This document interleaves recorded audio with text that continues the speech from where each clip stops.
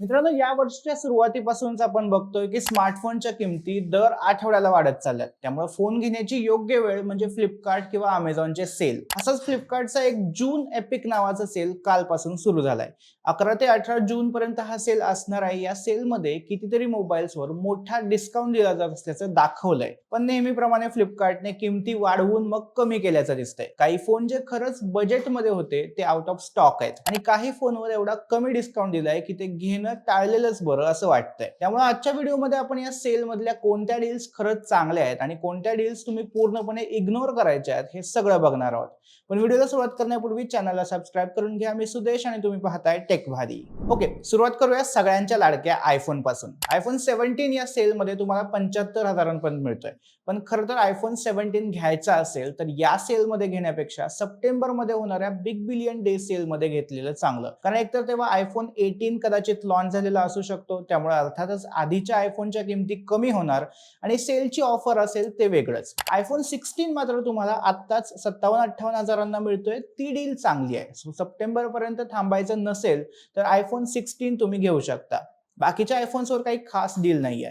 सॅमसंगचं म्हणाल तर S25 FE चं बेस मॉडेल तुम्हाला 45 हजारांपर्यंत मिळतंय आणि 256 GB स्टोरेजचं मॉडेल थेट 50 हजारांपर्यंत मिळतंय. S25 म्हणाल तर 55 हजारांपर्यंत 128 GB स्टोरेजचं व्हेरियंट मिळतंय. छोटी बॅटरी एवढा एक मुद्दा सोडला तर बाकी परफॉर्मन्स आणि कॅमेऱ्याच्या बाबतीत S25 चांगला पर्याय आहे. FE साठी मात्र एवढे पैसे मोजणं बरोबर वाटत नाही. बजेट सेगमेंटमध्ये म्हणाल तर सॅमसंगचा M36 हा 20 हजारांच्या आत एक चांगला ऑप्शन आहे. 50 मेगापिक्सेलचा कॅमेरा आणि 5000 mAh ची बॅटरी असं सगळं यात मिळतंय.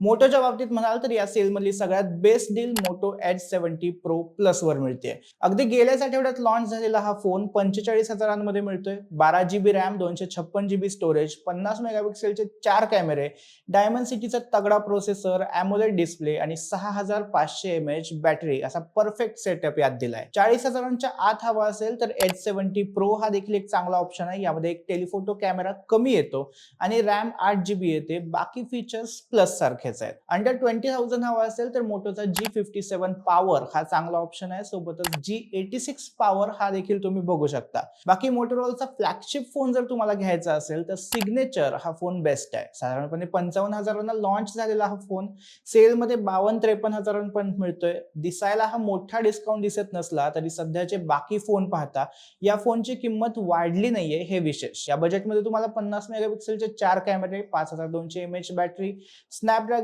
8 Gen 5 प्रोसेसर, 12 GB रॅम आणि मोटोरोला सिग्नेचर मेंबरशिप असं सगळं मिळतंय. विवोच्या बाबतीत बोलायचं झालं तर विवोचा फ्लॅगशिप किलर X200T हा फोन सेलमध्ये 56 हजारांपर्यंत मिळतोय. 12 GB रॅम, 50 मेगापिक्सेलची टेलिफोटो लेन्स, 6200 mAh बॅटरी आणि डायमंड सिटी 9400 प्लस प्रोसेसर असं तगडं पॅकेज यात मिळतंय. यापेक्षा कमी बजेटमध्ये म्हणाल तर विवोचा T4 अल्ट्रा हा 36-37 हजारांना मिळतोय.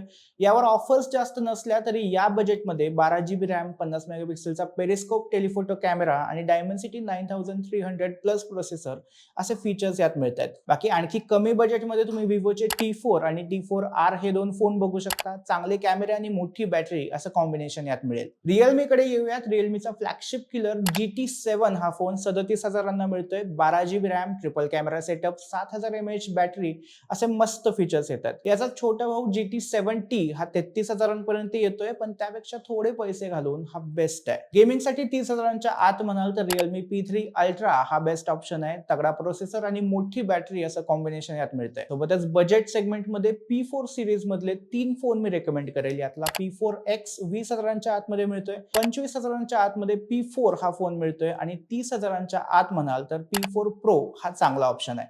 50 मेगापिक्सेलचा मेन कॅमेरा, तेवढाच सेल्फी कॅमेरा, 7000 mAh बॅटरी आणि स्नॅपड्रॅगन 7 Gen 4 असं भारी कॉम्बिनेशन यात मिळतं. पोकोच्या बाबतीत म्हणाल तर X8 Pro हा 35 हजारांच्या आत एक चांगला ऑप्शन आहे. फ्लॅगशिप किलर असे फीचर्स यात मिळतात. अगदी कॉम्पॅक्ट फोन असूनही यात 6500 mAh बॅटरी दिली आहे हे विशेष. बजेट सेगमेंटमध्ये पोकोचा M8 हा 20 हजारांच्या आत मिळतोय आणि M7 Plus हा 15 हजारांच्या आसपास मिळतोय. दोन्ही चांगले ऑप्शन्स आहेत. नथिंगच्या बाबतीत म्हणाल तर बाकी कुठल्याच फोनवर चांगला व्हॅल्यू फॉर मनी अशा ऑफर्स नाहीयेत. फक्त फोन 3 हा चांगला पर्याय वाटतोय.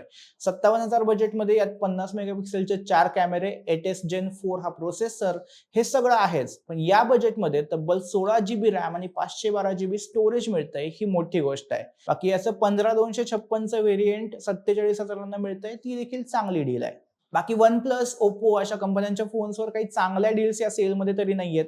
कितीतरी फोन्सवर केवळ 500 ते 1000 रुपयांच्या डील्स आहेत, ते या लिस्टमध्ये घेतलेले नाहीयेत. तुमचं बजेट 30,000 असेल तर त्यातले बेस्ट फोन कोणते आहेत याचा सेपरेट व्हिडिओ आपण मागेच केलाय, तो या व्हिडिओच्या शेवटी कार्ड्समध्ये ऍड करेल, तो बघून घ्या. सोबतच या लिस्ट मधल्या शक्य असलेल्या सगळ्या फोन्सची लिंक व्हिडिओमध्ये टॅग केलेली आहे. आणखीन एक गोष्ट म्हणजे यापूर्वी सेलमध्ये काय व्हायचं की ऍक्सिस, HDFC किंवा SBI अशा ठराविक बँकांच्या कार्डवर सगळीकडे डिस्काउंट मिळायचा, मग फोन कोणत्याही कंपनीचा असो. आता वेगवेगळ्या कंपन्यांच्या फोनवर वेगवेगळ्या बँकांच्या डिस्काउंट मिळत आहेत, त्यातही क्रेडिट कार्डच्या वेगळ्या आणि डेबिट कार्डच्या ऑफर्स वेगळ्या मिळत आहेत. तेव्हा शॉपिंग करताना जेवढे पॉसिबल आहेत तेवढ्या कार्ड्सचा जुगाड तुम्हाला करावा लागणार आहे आणि फोन घ्यायला घाई करावी लागणार आहे, कारण बऱ्यापैकी फोन्स आउट ऑफ स्टॉक होत चाललेत. बाकी आता फोनच्या या डील्स फक्त तुमच्यापर्यंत ठेवू नका, तुमच्या मित्रांनाही हा व्हिडिओ शेअर करा आणि जाता जाता टेक भारीच्या YouTube चॅनलला सबस्क्राईब करायला विसरू नका.